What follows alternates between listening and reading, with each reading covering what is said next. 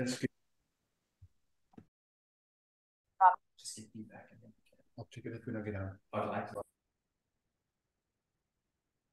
Right. Good morning, everybody. I hope you can all hear me. Thank you very much for joining us. And I just want to welcome Quinny, Allan, and Jean de Villiers. Thank you very much for taking the time to join us today and do this Q&A with the journos and to talk about the URC. It's marvelous. Thank you so much. Just some house rules before we start. If all the journalists out there, usual procedure, I think I see lots of names who've done this before and you're always quite good. Just please use the put up your hand function if you'd like to ask a question. I will then call out the names of who can ask their questions next. If we can stick to about 3 questions each, but we'll see how much time there is at the end.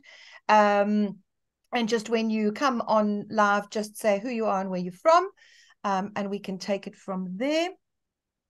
So if we I just want to sort of kickstart proceedings a little bit. Obviously, a big game this weekend coming up is, the grudge match, Munster versus the DHL Stormers.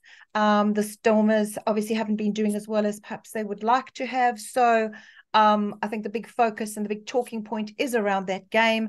It is a repeat of our grand final from last season. So I suppose, the talk around town is perhaps what do the Stormers need to do to potentially beat Munster? And perhaps I'll just go to you, Jean, if we could kickstart with your thoughts on that. Thank you. Yeah, thanks, Shelley. Hello everyone. Great to be back on one of these and joined by my former teammate Allan Quinlan. And I think it was a pretty shaky start from the Stormers, in the campaign. Even their first game against the Lions in South Africa at Ellis Park, they had a couple of injuries going into that game. Played pretty well the first half, but then almost lost it towards the end and probably should have lost it in a way. And then, as we've seen with this competition, it's really hard to tour and to get victories away from home, especially if you're traveling to South Africa or from South Africa. And the Stormers have found that to be particularly hard this year. I think the losses of, and we'll probably talk about the internationals coming back into the fray, but, the losses of Stephen Kitshoff, Salman Murat, and a couple of others have really neutralized, I suppose, the strengths of the Stormers, which was the set phases. Scrum-wise and from a line-out point of view, Marvin Orrie, another one that's left the union. So they found it tough, and I think the experience that they're lacking with the box not being back yet makes it difficult for them to get victories. So Thomond Park and playing Munster at home is a tough task for any team, and I think just where these two teams are at, not that Munster's been playing brilliant rugby. I think they've been pretty, if you can call it, I suppose, average in a way, but they've managed to get a couple of wins. But I think in terms of where these two teams are at, it'll be really difficult to see a Stormers victory, just taking the history into account and just the form of these two teams. Thanks, Sean. Quinny, perhaps I'll go to you, but before I do, I did actually forget, despite being reminded 3 minutes before this call, that I do need to look at which journos perhaps potentially want content sort of not live and under embargo. If I could do a quick, either a show of hands or just unmute and give me a shout if there are any journalists on here that do want some content under embargo, and we can perhaps do that for the last couple of minutes of this round table. Is there anybody that wants us to hold any content back? Can we go live and available immediate use for the entire session? No, I see Derek and I see Stephen. Derek? Yeah, I'll quite happily go last. Just, I'll take just 2 questions at the very end. I have a newspaper and I'm just looking for a 2 o'clock in the morning embargo. I'll just go last. That's absolutely perfect, Derek. No problem. So let's make it all live and we'll go to Derek at the end. So that's fine. Sorry for interrupting. Allan, please, over to you if you want to give us your thoughts. Yeah, I think look, it's obviously it's a big game. It's a game that Munster are under a fair bit of pressure, both sides coming off two losses. And John knows that, that kind of stirs the emotion and the build up to the week. Obviously what happened last May in Cape Town, I don't think it has any major significance. I think there's a lot of players missing from both sides, but um, Stormers will want to try and get back in the winning ways. They won two, lost two on the road, and I think sure John Dobson will be very frustrated and disappointed with the two losses. They were well within their reach of winning those games. Obviously, made some errors and mistakes, which happens every team that loses. So I think I think back to 2 years ago when the URC started and the Stormers came to Thomond Park, the way they played that game, they were beaten 34-18 in that game. I did commentary on it, and I just saw some wonderfully talented, exciting young players who have now matured. I know John mentioned there's a couple of them moved on, but it's still a very strong squad. There's a lot of quality there, and it's going to be really tough. It is a tough place to go, but Munster are in a little bit of a precarious position at the moment because they're feeding back in a couple of internationals. They have a couple of injuries, and they would have been really disappointed, I think, for the vast majority of the game against Ulster last Friday night with the way they played. Started the game really well. First 20 minutes, they're 14-3 up, and then they didn't really fire a shot until the last 5 minutes of the game. They were absorbing a lot of pressure from Ulster. So their set piece malfunctioned, their breakdown was poor, their attack was really poor, and that's something that actually put them in a position to win the trophy last year, the way they attacked and the way they played as a whole. So I think they would have been really disappointed. So you get that in rugby. It's very early season stuff for both sides, for all the teams. There's a bit of rust there and there's a bit of bedding in of players. But no better place than to go back home and try and get a result. It does bring a bit of added pressure for sure. And, the Stormers are going to be very, very physical. And if Munster are second best in the physical stakes, they'll be under pressure. So I'm sure John Dobson would love to get a result here. It's not a revenge mission because, the business end of the season, if the Stormers and Munster meet again, well, then you're talking about revenge missions. But there's 4 or 5 points potentially on board here for either side. So I think they'll be both going hard for that. So me speaking as an ex-Munster man, I think I would be really disappointed if Munster didn't improve dramatically this week and be ready. And John knows from playing at Thomond Park, there is an expectancy that you've got to bring real emotion and passion and desire when you play there, and whoever puts on the jersey. So doesn't get you results, you've got to play well too, but Munster have to improve a lot this week for sure. Thanks, gents. Certainly a game everybody's going to have their eyes on. I'm going to hand over to Jan de Koning. You had your hand up first, and then we'll go to Stephen Nell. Thank you very much. Thanks, Shelley. Thanks, Allan. Thanks, John. To both John and Allan, you've both touched on the fact that, guys are struggling a bit rusty in there. How much of this is, the first 2 rounds have played while the World Cup was on. How much of this sluggishness that we see in the competition is related to World Cup hangover, and how quickly can teams in the competition itself, or all the competitions in Europe, get over this World Cup hangover and get back to the intensity that they featured last year? You can go first, John. I think, look, I think it's an easy cop-out to use that as an excuse for any player. Most of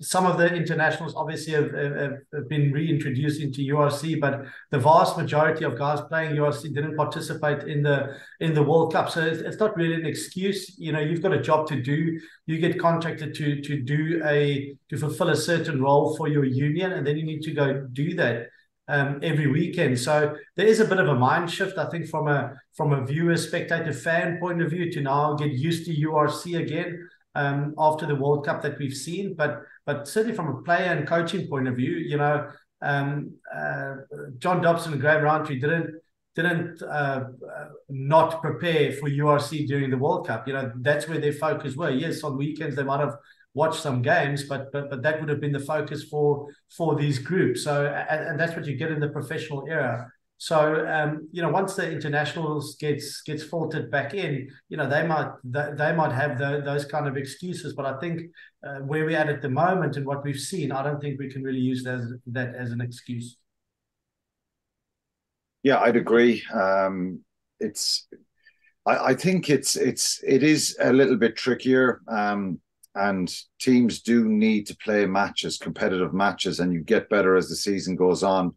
That doesn't mean you're going to get bonus point score lines, or teams scoring 4 tries each in games. But I think we've seen a great competitive nature to the URC at the start of it. And John is right. All these coaches would have been preparing and not thinking about their internationals, and it's about developing their squad depth and making sure that the players they get ready are you know, match hardened, battle hardened, and ready to go. So we've 4 rounds down already, and you know, it shouldn't be an excuse that there's any sort of hangovers.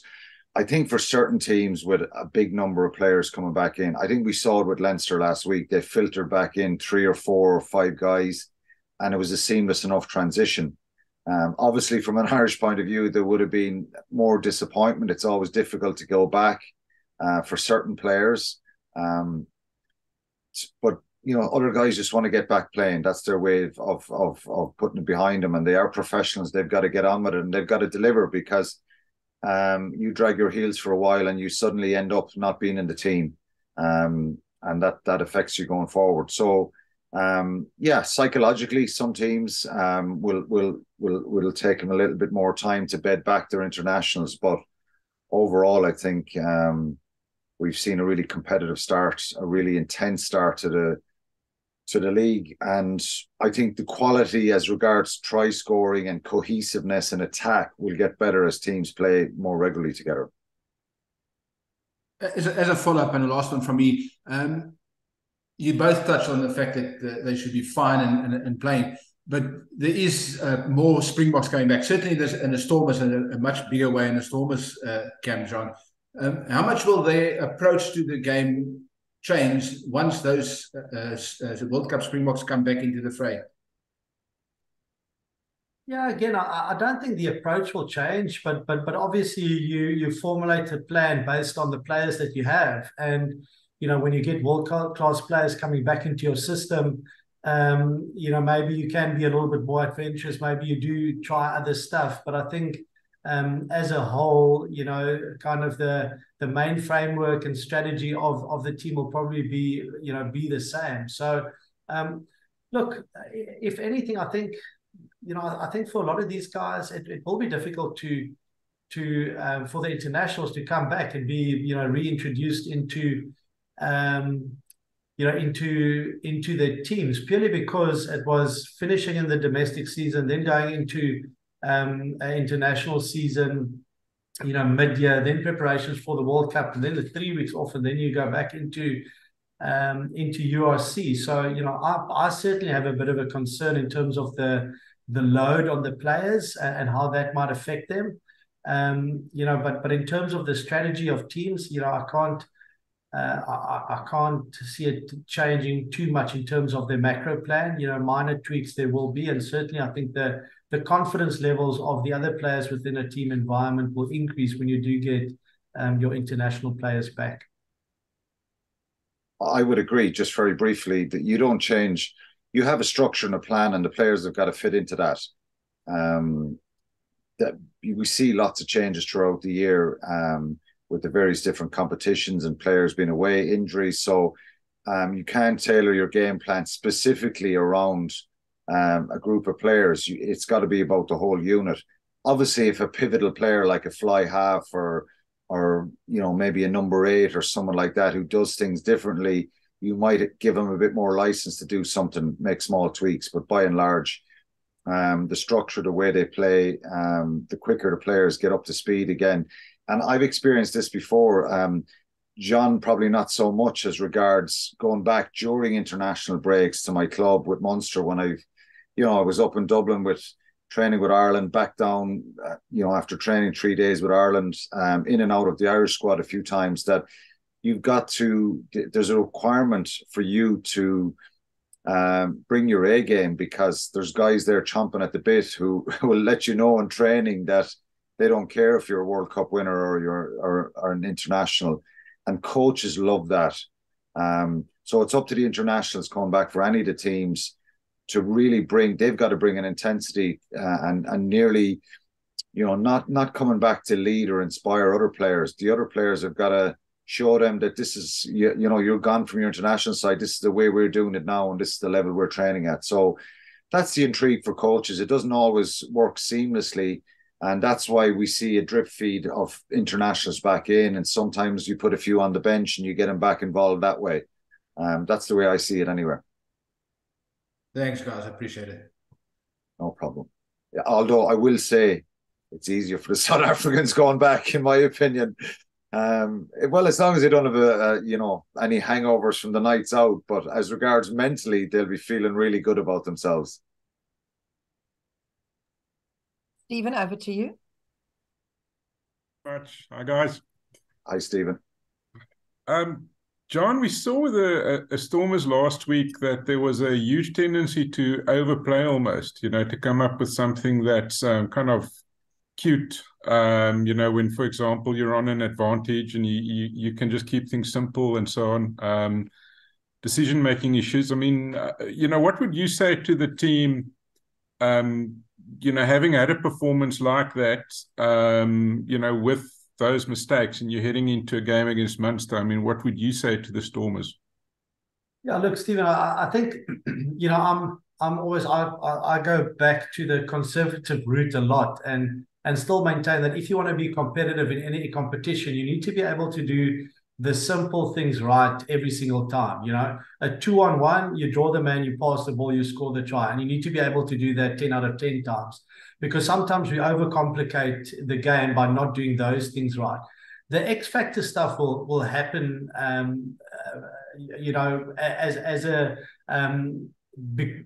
as a case of the players that you have in your field. A Warwick Allan, maybe just to mention one name, is a kind of guy that can bring X factor to the Stormers, and that just happens naturally because of their ability. But getting the basics right all the time, that is where that is where you win games you're not meant to, and that is where you I suppose win competitions and tournaments. So you don't want to box them in, and you always want to create an environment where you can express yourself. But I think it's getting the balance right between those two. So have the foundations right, where you do the simple things right, and then give them the freedom to be able to do the other stuff as well. In terms of the decision making and kind of taking points and not taking points, that's I suppose a leadership thing as well. And I think from a Stormers point of view, you need to realize that they probably are lacking a little bit from a leadership point of view, just experience at this level, leading teams, and as mentioned before as well, the players that they've lost and the quality that they've lost in terms of leadership. So that'll take time as well. But I think, especially the Stormers team, and also knowing the coaching staff within the Stormers squad, they like the creativity, they like giving the players freedom to play. But like I said, I think you can do that as long as your foundation is strong and as long as you do the basics right. John, in terms of, the players they've lost, obviously Kitshoff and Ori, I mean, that's taking huge IP out of your tight five, Now, obviously, Kitshoff, they tried to replace with Koboko, is out injured, so that's rotten luck. Would you go about replacing Ori with a specialist 5? Because there has kind of been this hope that they can convert, a 4 into a 5. Do you think it's important at this level that they sort of go out and try and sign a 5? Yeah, look, and the additional problem is the injury to Salman Murat. Again, the squad captain going into the tournament, then getting a pectoral injury in the first 20 minutes of the first game. So that sets you back quite a bit, and also your depth in terms of the lock position. So they've got a couple of youngsters coming through. I'm probably not the guy to ask which guys are better and who's got the ability to really run a line out. But I do, however, feel that we are lacking, and when I say we, I mean the Stormers. Not that I'm still playing for them, but the Stormers are still lacking in terms of the experience that they have, especially a five-lock being able to make the calls, and that is played at this position. So to your question, yeah, it's probably a position that they need to look at and to replace like for like. But where we're at in the year and in the season now, I think it'll be difficult to really find quality out there that you can replace. And if you don't have that, then rather use what you have in your development system and use them and let them grow into that position. And just for Quinny, please, the Irish teams are difficult to beat, full stop, but in particular in Ireland, and just from a structural point of view, it's the view that they really do everything right in Irish rugby. I mean, what is your view on what makes those teams so powerful and difficult to beat on their home patch? Yeah, I think the structural side of things, obviously when rugby went professional and we moved into European Cups and URCs and all that kind of stuff, where traditionally I would have played with my club and then went on to Munster and played maybe a handful of games a year. And now it's a full-time job playing with your province. And the inception of the league and European Cups and all that stuff was brilliant for players to give them the opportunity. And but in Ireland, we had 4 provincial teams forever before professional rugby, when Munster, Ulster, Connacht and Leinster. So I think we were very lucky that was the case, and we would have played big international touring teams and played our own interprovincials back in the day. But what makes them strong? Well, I think the school system, obviously, in Leinster is very strong. I've spoken about that before. They get lots of conveyor belt of young players coming through who very seamlessly move into their organisation. I think the other 3 provinces are trying to catch up all the time with Leinster. It's really difficult because of the playing numbers they have. But the skill set, I think, of Irish players has improved a lot. Maybe Jean would probably attest to that. He's played in Ireland. I think, even you look at the Irish team, we don't want to talk about Ireland, but just the way they play, and I think a lot of the provinces play now. Connacht's play a brilliant attacking brand of rugby, maybe are lacking a little bit of ballast up front. Munster have changed the way they play in the last 12 to 18 months. They're now moving the ball from side to side. So the skill set has improved a lot. And I suppose good players coming through. From a physical point of view, we don't get we don't have the biggest players in the world. But I think, number one, in any of the systems here, I think there's a real I think there's a certain level that you have to reach from a fitness point of view and conditioning. That's one of the strengths of Irish rugby. And I think players, the setups are really good in the provinces. They have really good strength and conditioning. So I think they can play and use that fitness level to couple with the skill level of the players and the improvements. And, obviously it's, when you play at home, Leinster are very hard to beat in Dublin. Connacht the same in the sports ground, and the Kingspan for Ulster is the same. So I think home advantage it helps a lot of teams, and I think you see that when the South African teams go back to South Africa, or they have a bit of an edge when they go there. Glasgow, Edinburgh, the Welsh teams, everybody wants to play at home, and you get an extra little bit of energy for that. But from an Irish rugby point of view, I think the systems are pretty good. Lots of good young players coming through, and really good coaching as well. Thank you. And we have a certain World Cup winning coach coming next week or the end of this week to add to that coaching. I think that is something that sometimes we don't talk about, the level of coaching and the quality of coaches that we have in Ireland with the teams. And it does make a difference, I think. It's, Mike Prendergast, 2 homegrown guys, and Dennis Leamy coming back into Munster last year. they were really an important part of Munster's success. Stuart Lancaster, it's been spoken a lot about, you know, the impact he had with Leinster as well. So that is an important part of it as well, for sure. I'm going to go to Philip. Philip is representing our broadcaster in the US, Flow Sports, Flow Rugby. So Philip, over to you. And then when you're done, Simon Thomas, I'll give the microphone to you. Hi, gents. Thanks for your time this afternoon. Quick one for Allan first. How excited are you with the likes of, you know, Thomas Ahern sort of kind of fulfilling his potential a bit more this season, Adogbo coming through, Quinn, Gleeson, and sort of how does that compare to, you know, the likes of O'Connell, O'Callaghan, yourself, Wallace, all of that kind of coming through at the same time?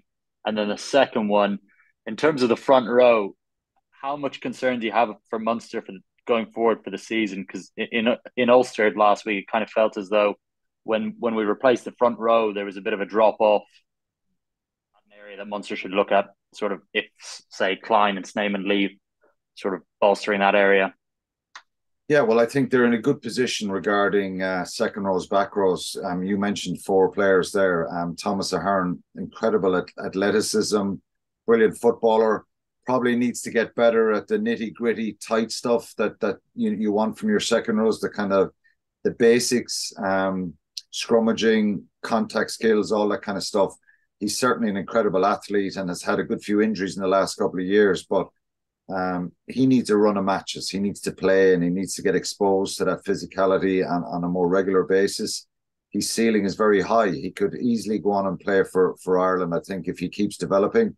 But you never know. It's sometimes it's the small things that can affect players, and he's had a lot of injuries, but very, very talented player. Adogbo is a real unique sort of player. We don't produce you know, people with that kind of physical power and strength that he possesses.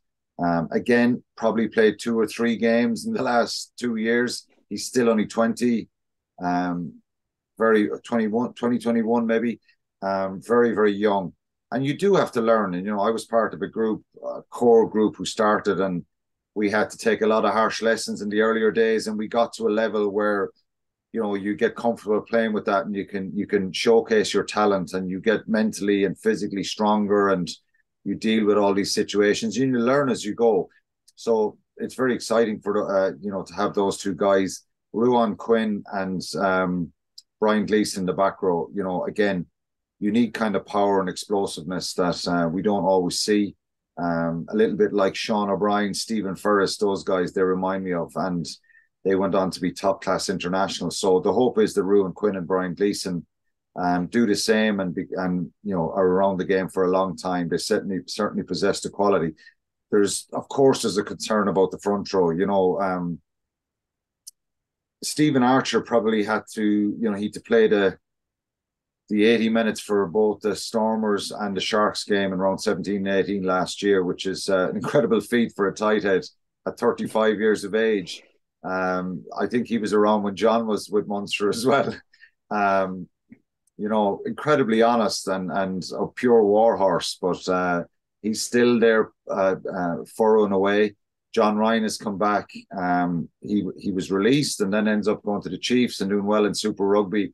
So they have a lot of experience, but depth-wise and obviously if you get a couple of injuries, and they have injuries now in the hooker position. You know, Dermot Byrne picked up a head knock last week.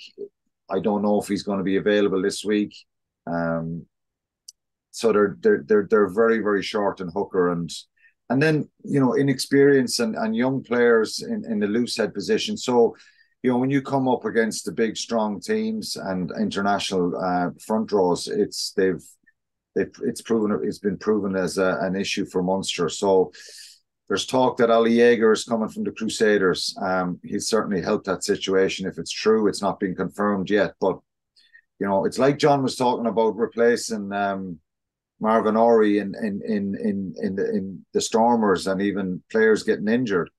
Once you're into the season, to get the same sort of quality and go out and sign players, it's just really difficult at times. So Munster have been trying a lot to obviously develop players in the front row, and look around to try and sign players as well. So that's going to be a continuous kind of a situation for them.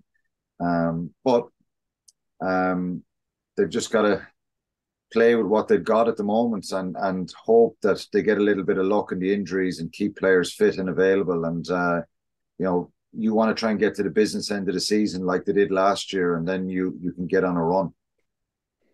Thanks, Allan. Yeah, no, that's really helpful. And then Jean, just for you, the start of the season, Sasha Feinberg in Ngomazulu, I'm hoping I'm getting that right. He's been one of the key talking points of the start of the season, and I saw Erasmus name checked him as a potential 10 going forward. Is that something that you think the Stormers should start looking at in terms of, or is getting him in the 10 shirt, or is it more just get him game time, see where he can sort of slot in, especially with Damien Willemse coming back, and he's kind of traditionally played 12 for the Stormers, if I'm not mistaken.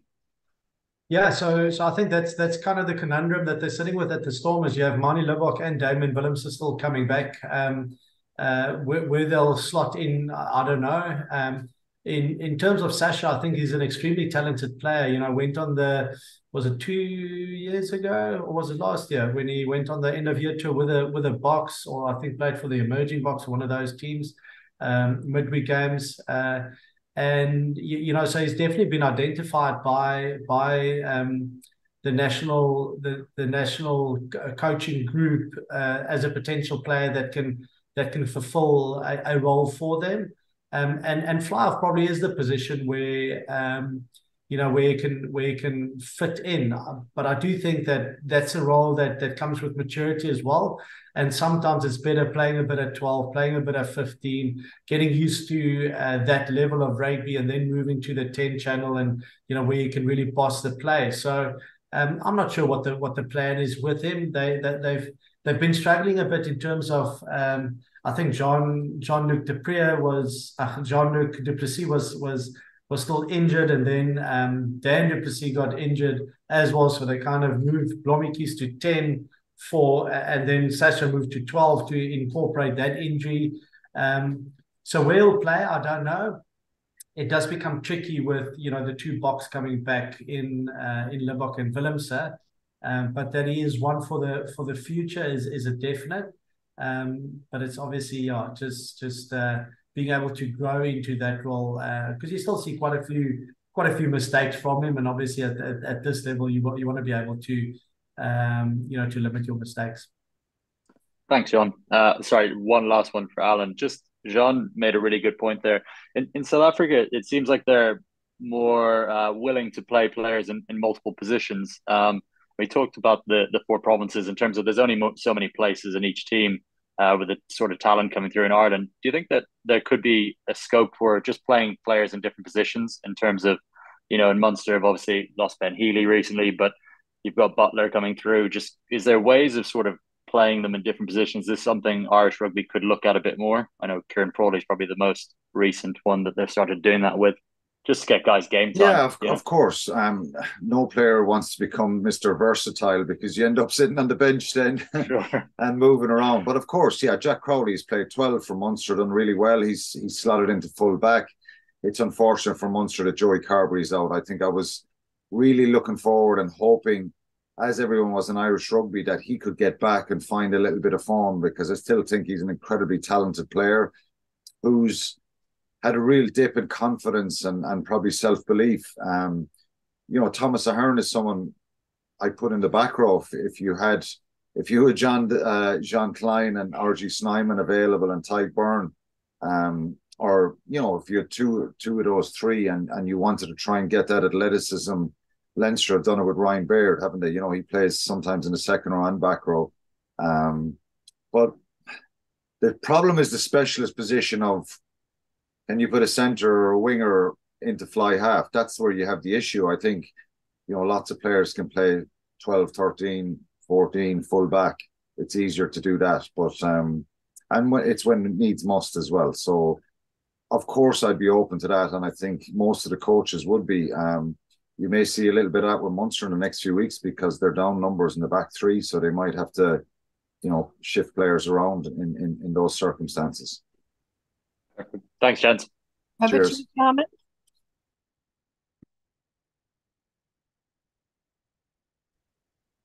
Simon, you're on mute there, I think.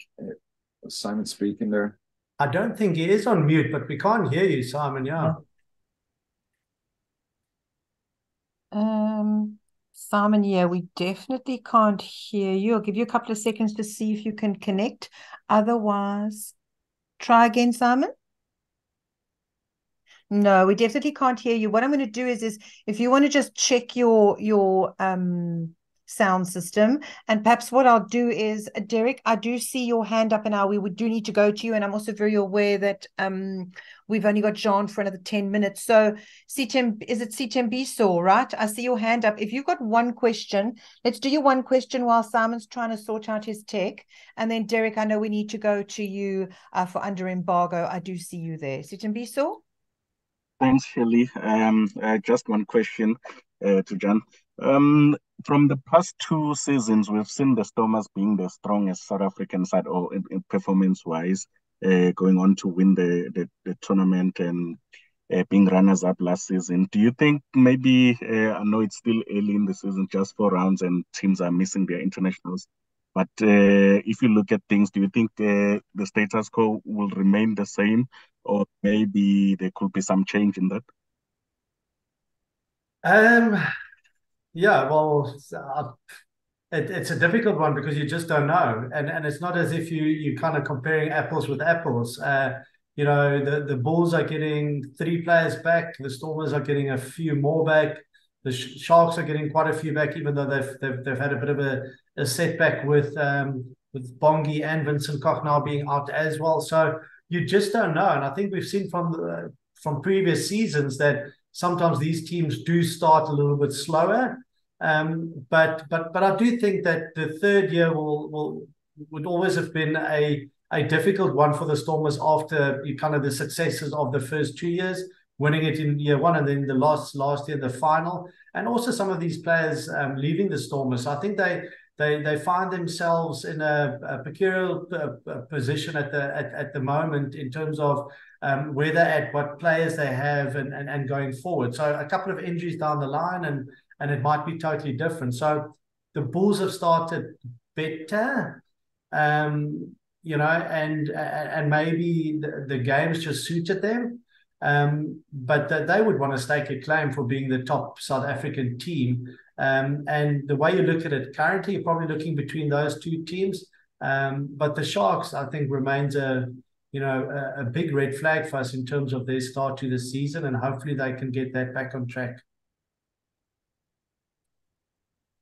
Right, so I don't see Simon Thomas back yet. So Derek, I think what we'll do now is we'll go to you, and anything from here on in will be under embargo until tomorrow morning, please.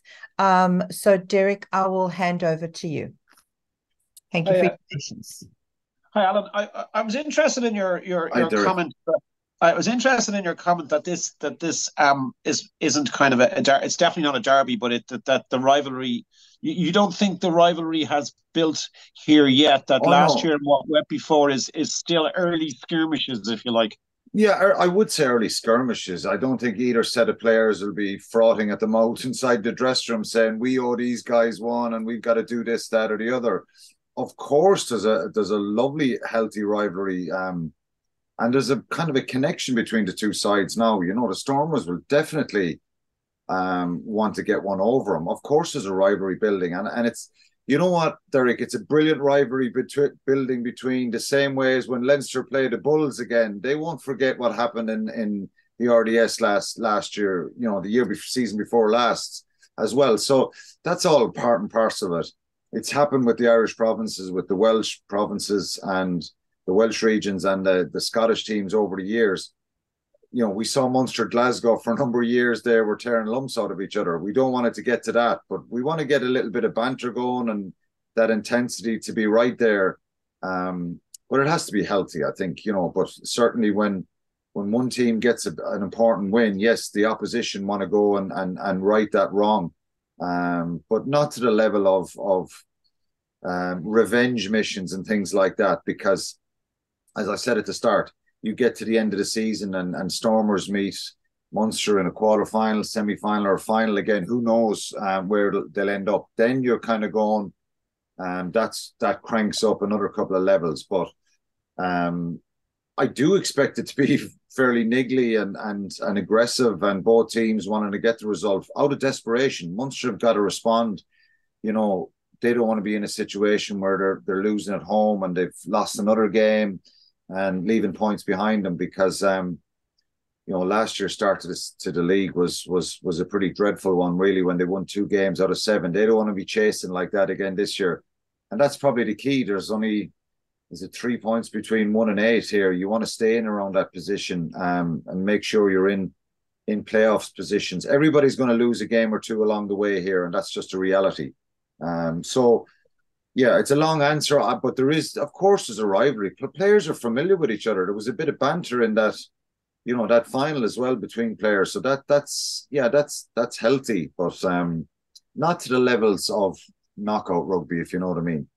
Yeah, I'm falling over with laughter here, thinking about Munster and rivalry, and in particular match in Ravenhill where you were killing each other up in the top left-hand corner for about 5 minutes. Anyway, Razzie, or sorry, Sean. I always feel you're a little bit inured as to the power of Munster or the power of Thomond Park, but you certainly played there when that ground was a force, like when it was worth things to people. If there is a bit of sort of, as Allan is suggesting, it hasn't grown into full blown, you know, Munster Ulster, Munster Glasgow yet.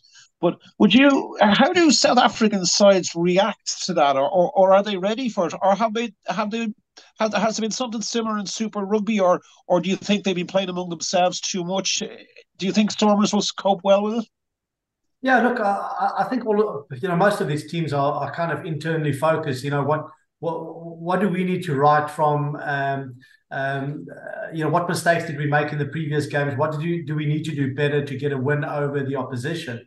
And that's what the Stormers will be focusing about. But and I agree that maybe in a way Thomond Park is not the fortress it was maybe 10 years ago, and in the era of Quinlan, O'Connell, Nagara, and all the likes, because it was extremely difficult to win there then. And it might be a little bit different now, but it's still a difficult place to go and to win, and especially for the South African teams playing, or traveling there. So they will know that the task will not be easy, taking into consideration the way that they've been playing the last couple of games and the results, but also knowing that Munster's coming off the same. They've also come off 2 defeats, and they might see an opportunity there. So for a rugby player at this level, it's always about the opportunity. It's about testing yourself against the best. When people are telling you it can't be done, when they're saying it's so difficult to go there,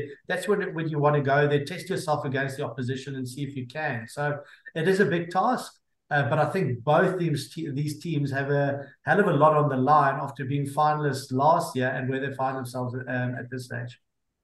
And just very quickly, Allan, does it gladden your heart to see, it's only in early days yet, but a bit of a pickup in season tickets down at the venue in your place? Yeah, of course. I think it's 12 years up to last May. It was 12 years since we won a trophy, Derek. One of the things I talk about, I love South Africa. I loved being there for around 17 and 18. We had a wonderful time. Being there for the final, I had the pleasure of getting a lift home with the legend here on the screen beside me. He dropped myself and my son back to the hotel. He was very humble after Munster won. But it's a brilliant place, and I think it's. I was a proud Munsterman.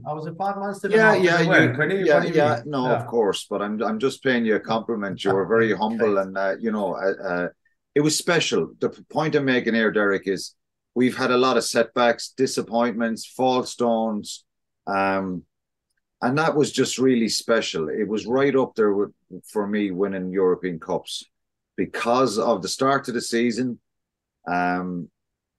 Winning 2 games out of the first 7, 1 point. It was looking like we may not make Europe, we may not make the playoffs, and to go to in round 17, beat the Stormers, then get a draw against the Sharks against all the odds. I love the passion and the pride that those guys, and the fight, because look, let's be honest, they don't have. When I played, there was probably 17 or 18 internationals there going up to Irish squads every time there was an announcement. They don't have the same number of internationals, so their backs are right against the wall. And you know, they were a really good team to watch last year. I think the attack completely changed and they captured the imagination of the fans again. And people got excited and people saw effort, commitment, but also the team having a real go. And I think that's invigorated people again. People around Limerick, rugby is their life.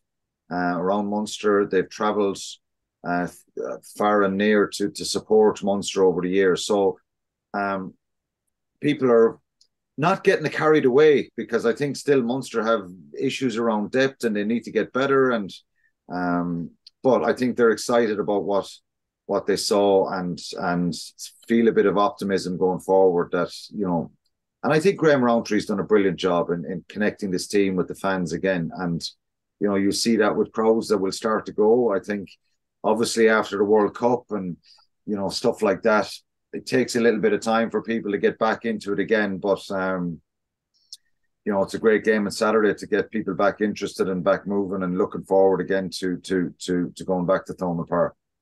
Jean, I know that you have, sorry, Derek, sorry to interrupt. Jean, I know you have to run. So if you want to just bid your farewells quickly, Quinny, if you want to stay on. I'm no I'll just sort of close off officially, but I know you have to run, Jean. Thank you very much. And John, when I'm back in April, you better find me that snake, that black mamba. Okay, I'll be back for the Bulls and the Lions match. They're catching quite a few in Paul where I live at the moment. So yeah, keep one for me. Keep one for me. We'll make that a date. Cheers, everyone. Thank you very much for the session. You, John. Cheers, guys.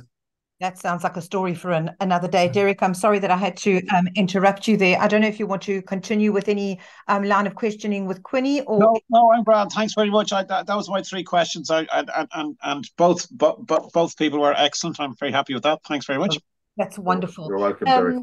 So I think where we land now is that we've come to the end of the session. So thank you very much. Thank you, Quinny. Thanks to all Shelley, is Simon okay, or did he come back? Or? Simon has just sent me a WhatsApp. Let me just read it quickly. What I'll do is if he needs to ask you a question, perhaps I'll line the 2 of you up. And then just to close off, obviously we will send you all a recording of today's discussions. And if anybody's got any questions, you can just get hold of us. But I think that calls the session to a close. Thank you to everybody involved. Thank you, Shelley. Cheers, guys. Thanks, Alex. Thanks.